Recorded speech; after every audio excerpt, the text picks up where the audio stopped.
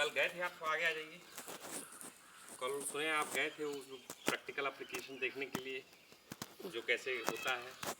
तो प्रश्न ये है कि उसमें आप लोगों का सुने career profession C1 C2 C3 है, तो उसमें कोई C2 कैटेगरी का था क्या? था। कौन? नेपाल। और C3 कैटेगरी का? तो उसमें केवल C2 C3 कैटेगरी के एक ही सज्जन थे, इनका नाम है Ramnarayan Tiwari ji. C2 C3 category में वो आते हैं, C3 में भी आते हैं, C2 में भी आते हैं। ऐसा कैसे हो सकता है? C3 में भी आते हैं, C2 में भी आते हैं। पैसा भी जमा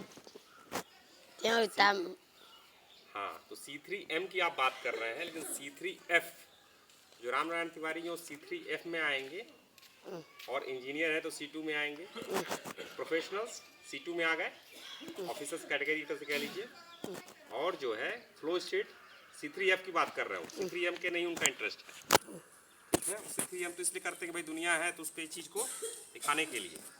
टारगेट क्या है? C3F और C2। जो नेकपाल साहब, कानगो साहब, उनको साहब कहा जा रहा था, बट वो किस कैटेगरी में आएंगे? C1 में आएंगे। वो लोग, उन लोगों का जो वो है C1 में आएगा।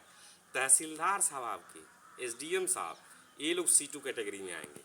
DM साहब, ये लोग C2, DM साहब आपके भी C2 कैटेगरी में ही आएंगे।